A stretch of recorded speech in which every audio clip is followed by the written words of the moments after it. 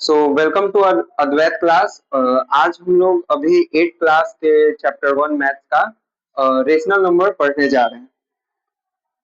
So video में बने रहिएगा। क्लास 8 का रेशनल नंबर सीबीएसई बोर्ड के लिए अभी हम लोग पढ़ने जा रहे हैं। रेशनल नंबर 7th क्लास में भी हम लोग रेशनल नंबर पढ़ चुके हैं।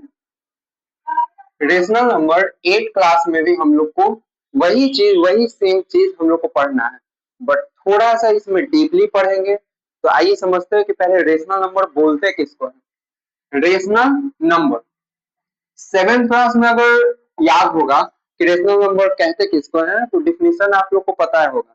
नहीं पता है तो कोई बात नहीं, 8 क्लास में फिर से रिकैप होने वाला है। सेम वही चैप्टर, वही डिफिनीशन, वही क्वेश्चन, वही कॉन्सेप्ट। तो बने रहिए अगले क्लास में। Rational number, the number that is written in the form of P by Q, where P and Q are integers and Q not equal to 0। यहाँ पे ध्यान समझने का बात है, बात हो रहा है यहाँ रेशनल नंबर के बारे में। रेशनल नंबर आने के पहले कई सारे और भी नंबर्स होते हैं, नेचुरल नंबर होते हैं, होल नंबर होते हैं, इंटीजर्स होते हैं, फ्रैक्शंस होते हैं, इवन नंबर होते हैं, पॉजिटिव ऑड नंबर होते हैं, प्राइम नंबर होते हैं, कंपोजिट नंबर होता है। रेशनल नंबर से इतने पहले उतने नंबर भी होते हैं, बट अभी हम लोग रेशनल नंबर पढ़ रहे हैं। इस डिफिनेशन के बाद हम लोग जानेंगे कि नेचुरल किसको कहते हैं, होल नंबर किसको कहते हैं, इंटीजर्स किसको कहते हैं। पहले यह समझना है कि रेशनल नंबर आखिर क्या किसको है। The number that is written in the form of P by Q, माने ऐसा नंबर जो p और p बाई क्यू के रूप में लिखा हो। मतलब ऐसा नंबर जो p बाई क्यू के रूप में लिखा हो, और p और q कैसा नंबर होना चाहिए, इंटीजर्स होना चाहिए। p और q कैसा नंबर होना चाहिए, इंटीजर्स होना चाहिए। और q 0 के बराबर नहीं होगा, q 0 के बराबर नहीं होगा। बात यहां तक तो समझ में आ रहा है कि चलो भाई नंबर कैसा लिखना है, p बाई क्यू के रूप में लिखना है, मतलब बटा के रूप में, फ्रैक्शन टाइप नंबर लिखना है। लाइक 2/3 हो गया, 4/5 हो गया। पर p और q कैसा होना चाहिए, इंटीजर्स होना चाहिए। p और q कैसा होना चाहिए, इंटीजर्स होना चाहिए। अब यहाँ पे सवाल ये आता है कि इंटीजर्स होता क्या है। तो इंटीजर्स को समझने के लिए सबसे पहले शुरुआत से ही हम लोग को नेचुरल नंबर समझना पड़ेगा, होल नंबर समझना पड़ेगा, तब जाके इंटीजर्स हम लोग को समझ में आएगा। तो समझते हैं पहले इंटीजर्स को कि इंटीजर्स होता क्या है। इंटीजर समझने के लिए हमको समझना पड़ेगा सबसे पहले नेचुरल नंबर को, कि नेचुरल नंबर होता क्या है। तो हम लोग बचपन से पढ़ते आ रहे होंगे, all counting number, all counting number are called natural number. माने जितना भी काउंटिंग नंबर है वो सब नेचुरल नंबर है। अब जैसे मिठाई के दुकान में आप लोग को भेजा जाए, बोला जाए कि गिनो कै गो मिठाई, तो गिनती कहाँ से स्टार्ट करोगे, एक से स्टार्ट करोगे, एक गो मिठाई, दो गो मिठाई, तीन गो मिठाई, चार गो मिठाई, ऐसे ही स्टार्ट करोगे। तो जितने भी गिनने वाले संख्या है वो नेचुरल नंबर, माने जितने भी काउंटिंग नंबर है। तो काउंटिंग कहाँ से हम लोग स्टार्ट करते हैं, वन से स्टार्ट करते हो। वन हो गया, टू हो गया, थ्री हो गया, फोर हो गया। अब काउंटिंग का कोई एंड नहीं है, काउंटिंग कहाँ तक जाएगा, इनफिनाइट तक जाएगा। काउंटिंग कहाँ तक जाएगा, इनफिनाइट तक जाएगा। माने जितने भी काउंटिंग नंबर हैं, सॉरी, जितने भी काउंटिंग नंबर हैं उनको हम लोग नेचुरल नंबर कहते हैं। काउंटिंग हमेशा स्टार्ट वन से होता है, वन से स्टार्ट होगा, इनफिनाइट तक जाएगा, वन से स्टार्ट होगा, इनफिनाइट तक जाएगा। ये हमारा क्या है, काउंटिंग नंबर है। इसको नेचुरल नंबर करें, माने 1 2 3 4 डॉट डॉट डॉट इनफिनाइट तक, ये सभी हमारा क्या है, नेचुरल नंबर है। अब बात करते हैं होल नंबर की। तो all counting number with zero is called whole। मान के चलो कि जैसे तुम मिठाई की दुकान में गए, अब तुमसे पूछा जाए कि हाँ गिनो कै गो मिठाई है, तुम गिन रहा है मिठाई, पर मिठाई तुमको एक को दिखवे नहीं कर, तो क्या बोलोगे कि एक भी मिठाई नहीं है, एक भी मिठाई नहीं है माने जीरो मिठाई है, एक भी मिठाई नहीं है माने क्या हो गया कि जीरो मिठाई है। तो जीरो काउंट तो हम लोग नहीं कर सकते हैं, जीरो से काउंटिंग स्टार्ट नहीं होगा। कभी ऐसा सुने हो जीरो वन टू थ्री, नहीं, जब भी गिनती स्टार्ट होगा एक से होगा। पर एक भी अगर नहीं रहे तो, अगर एक भी नहीं रहे उस क्वांटिटी को क्या कहेंगे, जीरो कहेंगे। तो जीरो के साथ अगर one two three four infinity तक लिखते जाए तो ये सभी को क्या कहेंगे, होल नंबर कहेंगे, सभी को क्या कहेंगे, होल नंबर कहेंगे। तो नेचुरल नंबर क्या है कि जितने भी गिनती वाला संख्या एक दो तीन चार इंफिनिटी तक, होल नंबर क्या है, सारा गिनती वाला संख्या, पर इसके साथ क्या आ गया, जीरो आ गया, एक जीरो का सेट लग गया, माने जीरो के साथ ही में ले लिए, तो ये हो गया तुम्हारा होल नंबर। ठीक है, काउंटिंग नंबर, होल नंबर समझ में है। यहाँ पे ध्यान देने वाला बात यह है कि जितना भी नेचुरल नंबर है वो सभी होल नंबर है, पर सभी होल नंबर नेचुरल नंबर बिल्कुल भी नहीं है। जितना भी नेचुरल नंबर है वे सभी होल नंबर है, पर जो भी होल नंबर है, पर सभी होल नंबर नेचुरल नंबर बिल्कुल भी नहीं है। फॉर एग्जाम्पल, एग्जाम्पल के तौर पे यहाँ पे ले लेते हैं टू, टू नेचुरल नंबर है, टू होल नंबर है, पर क्या टू टू नेचुरल नंबर भी है, टू होल नंबर भी है, दोनों है। अब दूसरा एग्जांपल ले लेते हैं जीरो, जीरो नेचुरल नंबर है, नहीं है, जीरो होल नंबर है। यहां से यही समझ में आ रहा है कि जितने भी नेचुरल नंबर है वे होल नंबर तो हो सकते हैं, पर जितने भी होल नंबर है वे नेचुरल नंबर नहीं हो सकते हैं। ये कॉन्सेप्ट आई थिंक आप सभी को क्लियर हो चुका होगा कि नेचुरल नंबर किसको कहते हैं, होल नंबर किसको कहते हैं। आराम से वीडियो को पॉज करके इसको आप आराम से लिख सकते हो जब भी नोट्स। हाँ, ध्यान ये देना है कि वीडियो देखते समय हमारे यूट्यूब चैनल पे अगर आप वीडियो देख रहे हैं क्लास 8 की या फिर क्लास 9 की, तो एक कॉपी अपने साथ जरूर रखें। जैसे जैसे आपको पढ़ाया जाएगा, जैसे जैसे बोर्ड्स पे आपको नोट्स लिखवाया जाएगा, वैसे वैसे लाइव ही आप लिखोगे तब अच्छे से आपको कॉन्सेप्ट क्लियर होगा।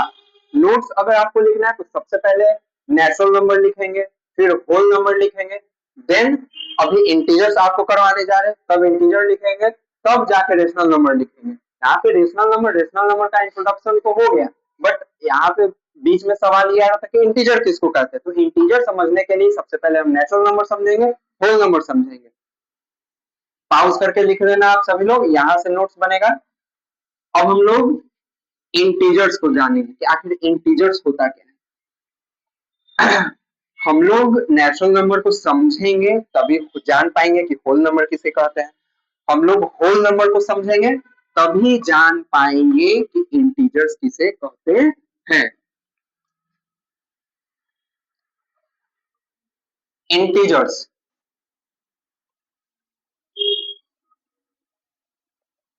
All whole number with negative number, all whole number with negative number are known as integer।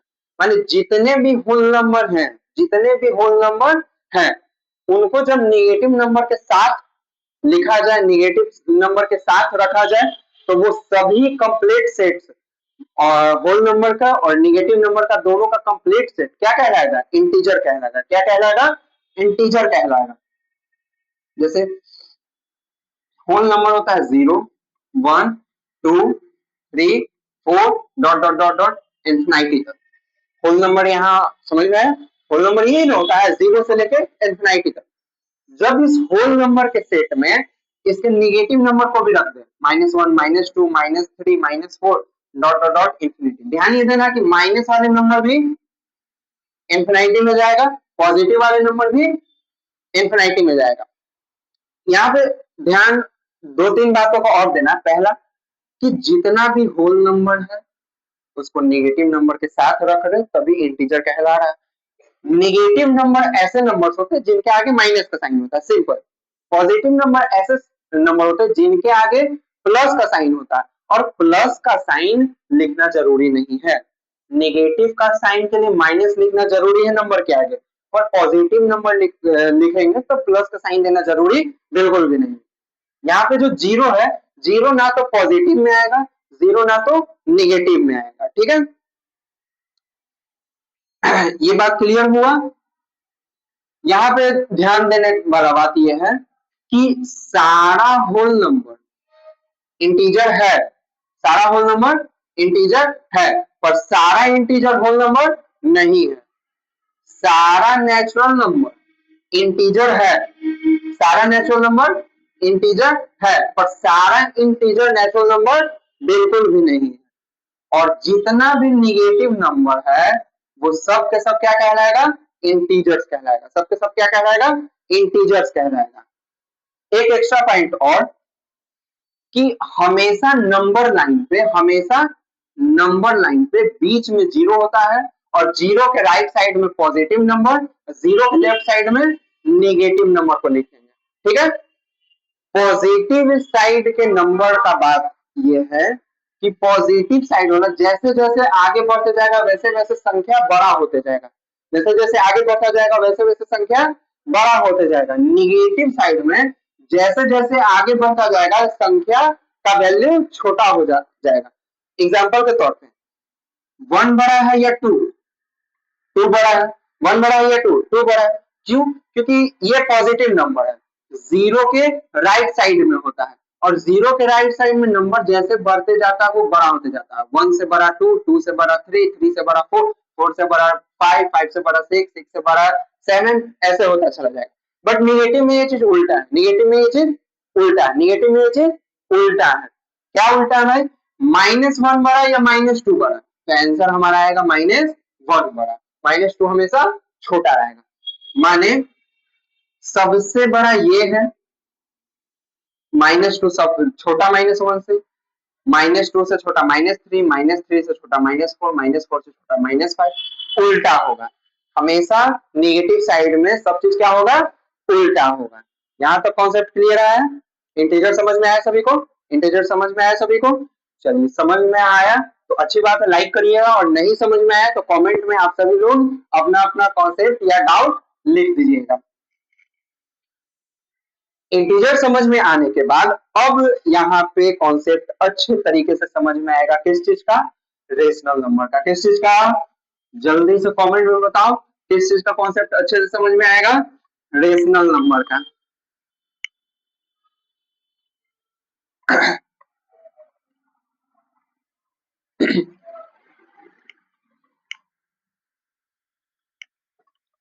हम लोग यहाँ देख रहे थे अभी रेशनल नंबर।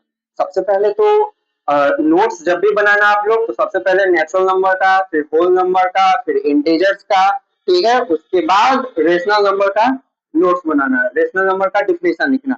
रेशनल नंबर के अब डिफिनेशन क्या है कि ऐसा नंबर जो किसके रूप में लिखा हो? पी बटा क्यू के रूप में लिखा हो। माने पी बटा क्यू देने का मतलब एक फ्रैक्शनल नंबर के रूप में। फ्रैक्शन पढ़े? फ्रैक्शन में कैसे लिखते थे? 2/4, 4/8, 1/2, इस तरीके से लिखते थे।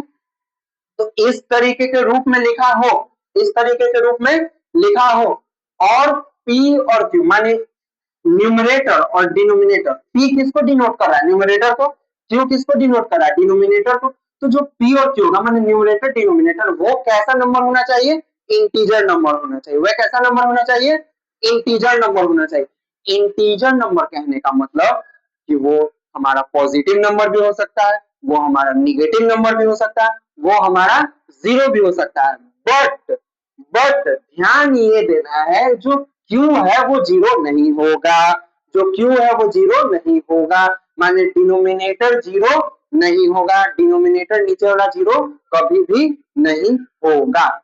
फॉर एग्जाम्पल में 2/4, क्या 2/4 रेशनल नंबर है या नहीं? क्या 2/4 रेशनल नंबर है? तो आंसर है हाँ। क्यों है? क्योंकि 2 इंटीजर भी है, 4 भी इंटीजर है, दोनों बटा के रूप में लिखा हुआ है और नीचे वाला जीरो नहीं है, तो ये रेशनल नंबर है। क्या 4/8 रेशनल नंबर है? तो हाँ है। 4 भी इंटीजर है, 8 भी इंटीजर है, बटा के रूप में लिखा हुआ है और नीचे वाला जीरो नहीं है, ये भी है, ये भी है। सवाल ये आता है कि क्या -5/-10 है?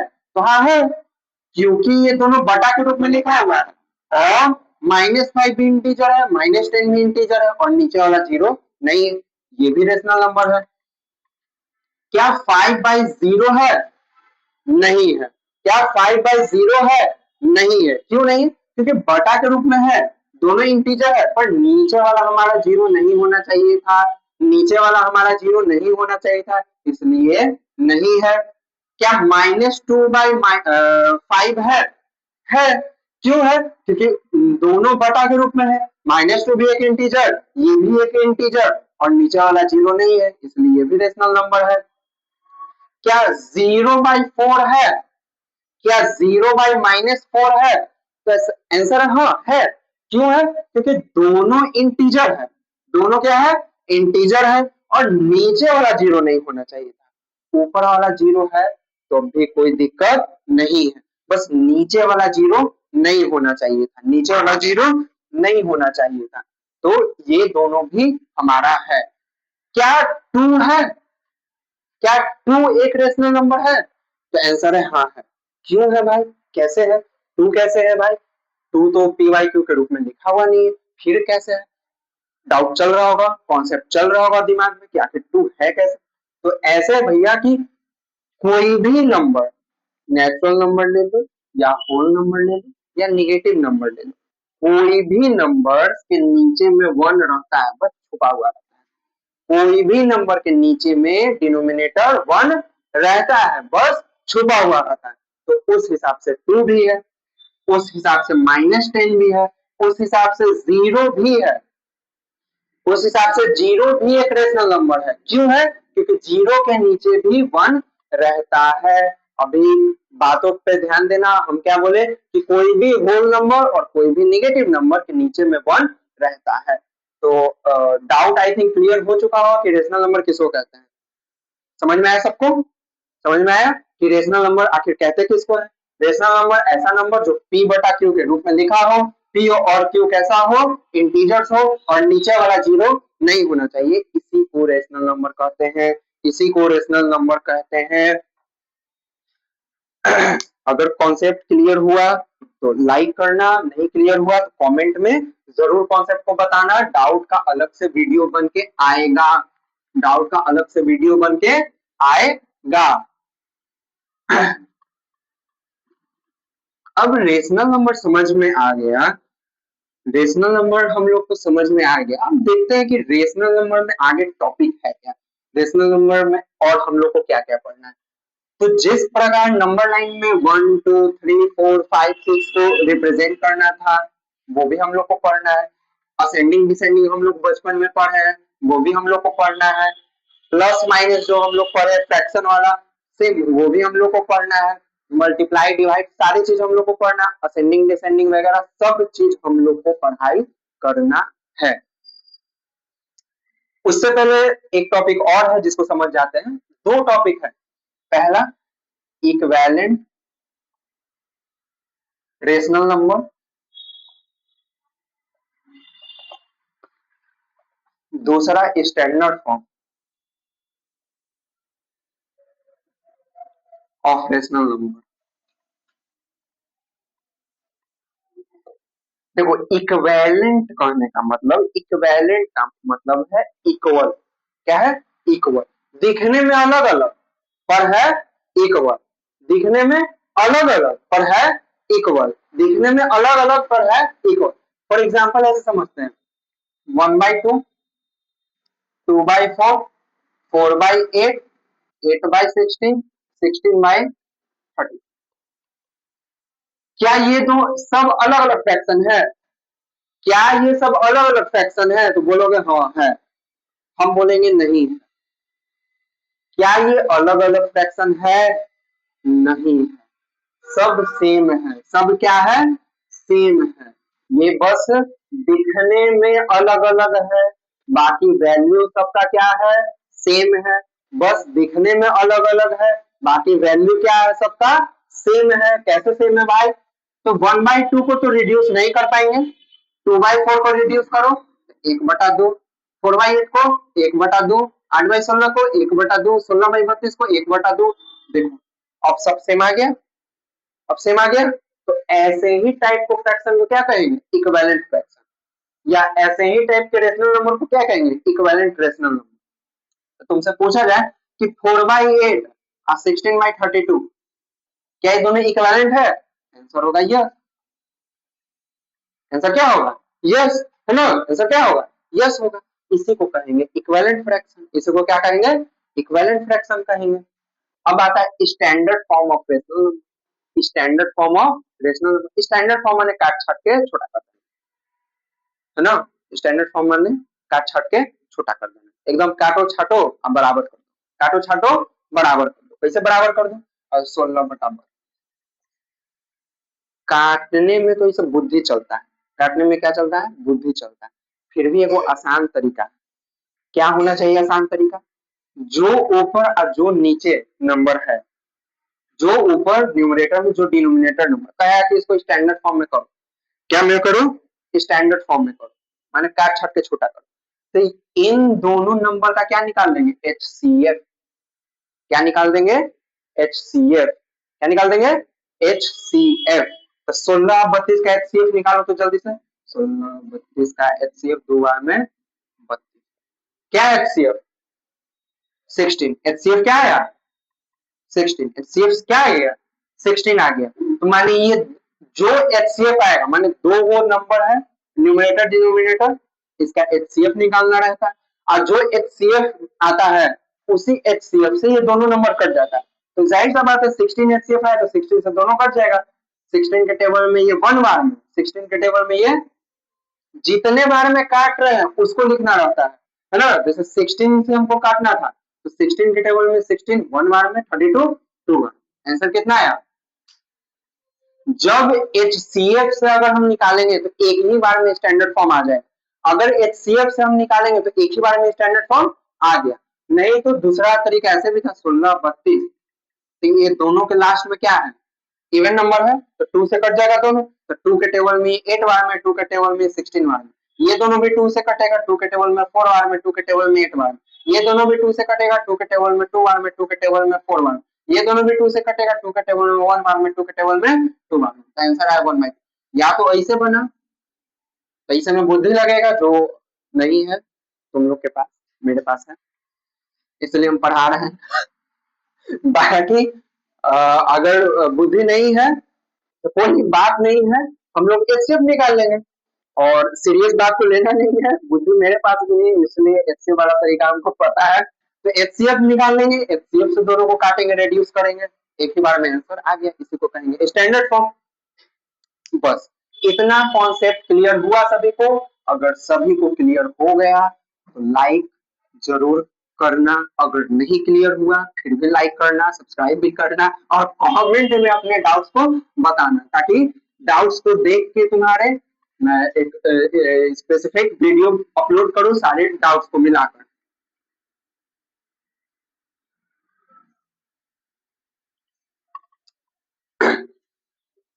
इतना समझने के बाद, इतना समझने के बाद 3 कॉन्सेप्ट के बारे में अभी समझेंगे, उसके बाद होमवर्क आपको दिया जाएगा, उस होमवर्क को आपको कंप्लीट करके रखना होगा, जब अगला वीडियो आएगा उस अगले वीडियो में उस होमवर्क को पहले रिव्यू किया जाएगा, फिर से बना के आंसर अपलोड किया जाएगा, उससे आपको मिलाना है, मिला के खुद से आपको वेरीफाई करना है आप कितना सही समझे कितना गलत समझे, और जो भी मैथ्स पढ़ाया जाए ध्यान ये देना है कि मैथ्स जब लाइव पढ़ रहे हो तब तब आपको हो सकता है समझ में आ गया, तब अगर ध्यान से आप पढ़ रहे हो तब आपको हो सकता है समझ में आ गया, पर घर पे अगर निकाल के रिवाइज नहीं करोगे, घर पे निकाल के अगर पढ़ाई नहीं करोगे तो बिल्कुल मैथ समझ में नहीं आएगा, बिल्कुल मैथ समझ में नहीं आएगा, इसलिए जरूरी है कि तुमको मैथ्स घर पे 1 घंटा 2 घंटा सेल्फ स्टडी करना पड़ेगा, नहीं अगर सेल्फ स्टडी करोगे तो दुनिया का कोई भी मास्टर तुमको पढ़ा नहीं सकता है, ये बात गारंटी। समझना ये है, असेंडिंग डिसेंडिंग समझेंगे, क्या समझेंगे, असेंडिंग डिसेंडिंग समझेंगे, असेंडिंग डिसेंडिंग समझ लो या कंपेयरिंग बोल दो, हमने असेंडिंग डिसेंडिंग बोलते हैं, कंपेयरिंग थोड़ा ज्यादा अंग्रेजी चीज हो गया है, हालांकि कंपेयर करना भी वही है कि कौन छोटा है कौन बड़ा है, हम बचपन से असेंडिंग डिसेंडिंग समझ रहे हैं, घटते क्रम बढ़ते क्रम, कंपेयर करना भी सीखेंगे रेशनल नंबर, कंपेयर करना मतलब जैसे तुमसे कोई 2 बढ़ा के 4 बढ़ा, तो जब जब आके जल्दी से हाथ ऊपर करके उधर 4 बढ़ा, तुमसे पूछा जाए कि 2 बड़ा कि 4 बड़ा, मास्टर 4 बड़ा, बोलोगे? चलो ये तो समझ में आ रहा है कि 4 बड़ा। और तुमसे पूछा जाए कि 2/3 बड़ा कि 4/8 बड़ा, ले। अब तुमसे पूछा जाए कि 2/3 बड़ा कि 4/8 बड़ा, 2/3 बड़ा कि 4/8 बड़ा, तो कौन बड़ा भाई? 2/3 कि 4/8? कैसे बनेगा? आ रहा है बनाने? नहीं आ रहा होगा। समझो कैसे बनता है। एकदम इजी तरीका। क्या है? एकदम इजी तरीका। क्रॉस मल्टीप्लीकेशन का नाम सुने हो? सुने हो क्रॉस मल्टीप्लीकेशन का नाम? हाँ या ना? नहीं सुने होंगे पर ध्यान नहीं दिए, इस कारण से तुमको पता नहीं है कि क्रॉस मल्टीप्लीकेशन कहते किसको। हमको ध्यान ये देना है कि जब दो रेशनल नंबर दिया रहे उसको कंपेयर करना रहे कि इन दोनों में से भाई बड़ा कौन है, तब देख के अगर ऐसा रहे 2/4 8/4, तो ध्यान देना जब डिनोमिनेटर सेम रहे तो न्यूमरेटर देख के कंपेयर हो जाता है। जब डिनोमिनेटर सेम रहे तो क्या देख के कंपेयर हो जाता है? न्यूमरेटर। जब डिनोमिनेटर सेम रहे तो क्या देख के कंपेयर होता है? न्यूमरेटर। यानी 2/4 बड़ा कि 8/4 बड़ा, तो दोनों सेम है डिनोमिनेटर, तो ऊपर वाला देखो कौन बड़ा है? 8 बड़ा, तो 8/4 बड़ा हो जाएगा। और यहाँ पे डिनोमिनेटर भी अलग अलग है, तो क्या करेंगे? क्रॉस मल्टीप्लीकेशन, माने इसको इससे, इसको इस, ध्यान से देखना, इन दोनों को इससे गुना कर देंगे, इन दोनों को इससे गुना कर, 2 8 जा 8 2 जा तो तुम लोग भी बोल सकते हो 2 8 जा 16, 2 8 जा 3 4 जा, कौन बड़ा? कौन बड़ा? 16 बड़ा। 16 के ऊपर कौन सा है फ्रैक्शन? माने 2/3 बड़ा होगा किससे? 4/8 से। 2/3 बड़ा होगा किससे? 4/8 से। 2/3 बड़ा होगा किससे? 4/8 से। समझ में आ रहा है? चलो इसको फ्रैक्शन की मदद से समझ लेते हैं, इसको फ्रैक्शन की मदद से समझ लेते हैं। नीचे कितना है? 3। नीचे कितना है? माने एगो रोटी लो उसका 3 टुकड़ा कर दो, एगो रोटी लो 3 टुकड़ा कर दो। इसमें कितना है? एक रोटी लो कितना टुकड़ा कर दो? 8 टुकड़ा कर दो। कितना टुकड़ा कर दो? अब 8 में से 4 को, 1 2 3 4 किसी को दे दो और 4 को अपने पास, तो आधा आधा के बंटवारा हुआ, आधा आधा के बंटवारा हुआ। और इस वाले में 2 को किसी को दे दो और 1 के पीस रखो, तो आधा से ज्यादा ना बंटवारा हो गया। सेम 2/3 बड़ा है ना? 2/3 बड़ा है। ये तो बच्चा वाला है, 4 5 में इसको समझाया जाता है इसे करके। हालांकि 2/3 बड़ा है 4/8। कैसे ही पता चला? Cross multiply.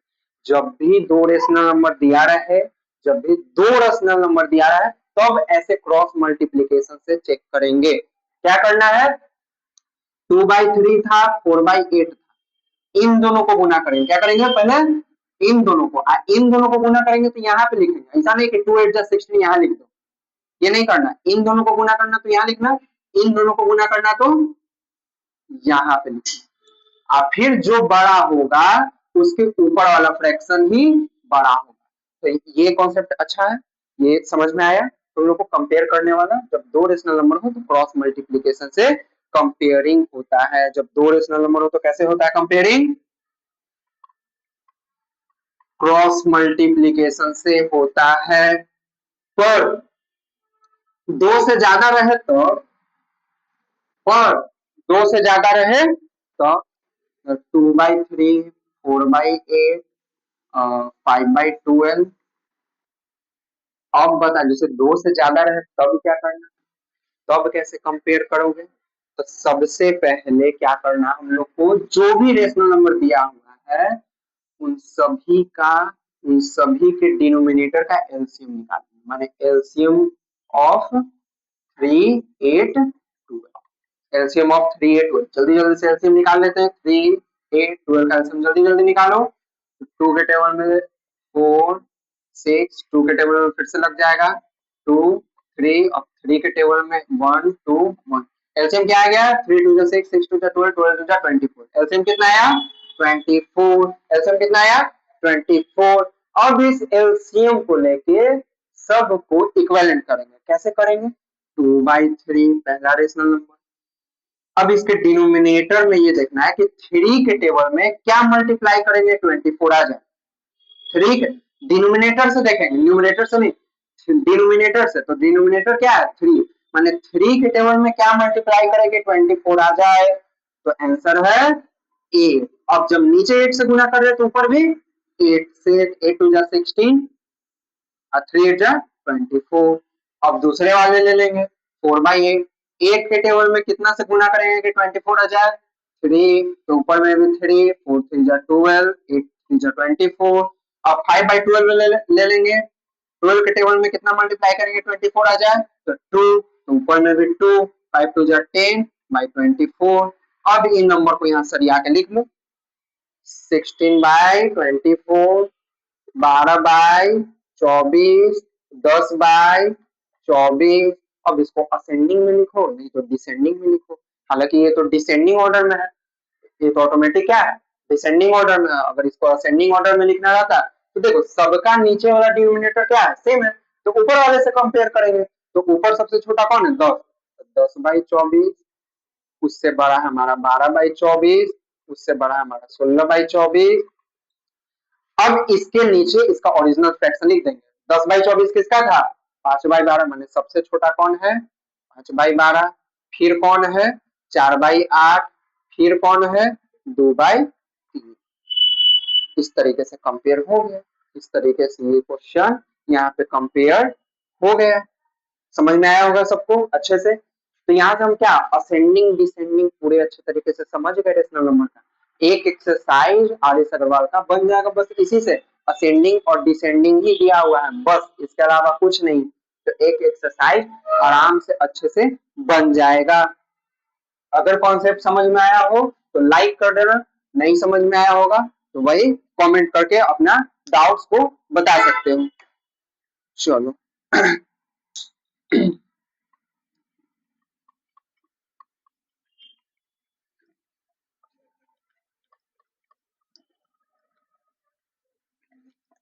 रिकैप में एक बार फिर से समझेंगे क्या क्या हम लोग आज पढ़े हैं तो पहला नेचुरल नंबर पढ़े जितना भी काउंटिंग नंबर माने 1 से लेके इनफिनाइट तक वो नेचुरल नंबर होगा फिर होल नंबर पढ़े हैं माने जितना भी 0 से लेके इनफिनाइट तक वो होल नंबर है ध्यान यहाँ पे ये देना है कि सारा नेचुरल नंबर होल नंबर हो सकता है और सारा होल नंबर नेचुरल नंबर नहीं हो सकता है दूसरा इंटीजर जितना भी होल नंबर उसको जब निगेटिव नंबर के साथ एक सेट में लिखें तो वो ही हो जाता है क्या हमारा इंटीजर्स वही क्या हो जाता है हमारा इंटीजर्स हो जाता है ठीक है ध्यान ये देना है कि जितना भी नेचुरल नंबर है वो सभी इंटीजर है जितना भी होल नंबर है वो सभी इंटीजर है पर सारा इंटीजर होल नंबर नहीं हो सकता है पर सारा इंटीजर नेचुरल नंबर नहीं हो सकता है निगेटिव नंबर वैसा नंबर होता है जिसके आगे माइनस का साइन है पॉजिटिव नंबर ऐसा नंबर होता है जिसके आगे प्लस का साइन है जीरो ना तो पॉजिटिव है ना तो निगेटिव फिर हम लोग समझे थे रेशनल नंबर जो p बाई क्यू के रूप में लिखा हो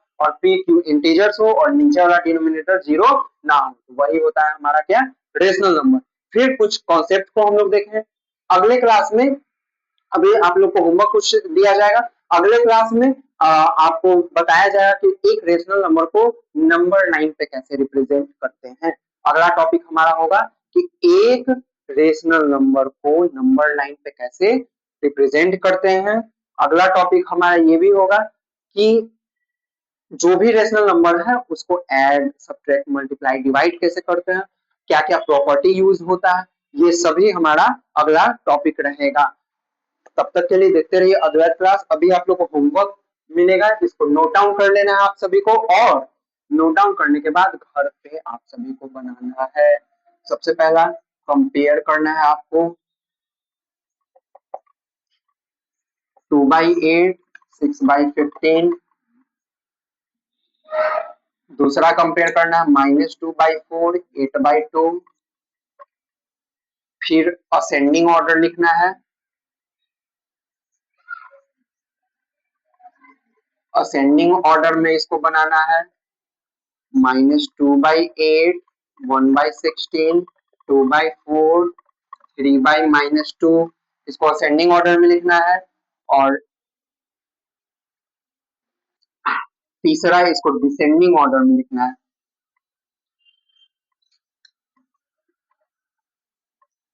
तीसरा इसको आप सभी को डिसेंडिंग ऑर्डर में लिखना है। एक सेकेंड, मार्कर का इंक रिफिल करके बढ़िया से दिखाई देगा। होमवर्क ध्यान से आप लोग को बनाना है, और आज अगर होमवर्क मिला तो आज ही के आज ही बनाना है। कल के फेर में जो है वो बर्बादे हो रहा है। आप लोग को बर्बाद नहीं होना है, आप लोग को आबाद होना है, इतिहास रचना है। डिसेंडिंग ऑर्डर एक बना लेना आप सभी लोग। डिसेंडिंग ऑर्डर आप सभी लोग बना लेना।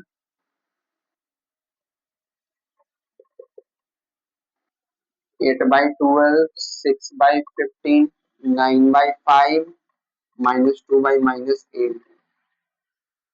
कितना आप लोग का होमवर्क है इसको आप बनाइएगा, नोट्स बनाइएगा, उसके बाद होमवर्क बनाइएगा, और ध्यान से इसको देख लीजिए, पॉज करके लिख लीजिएगा।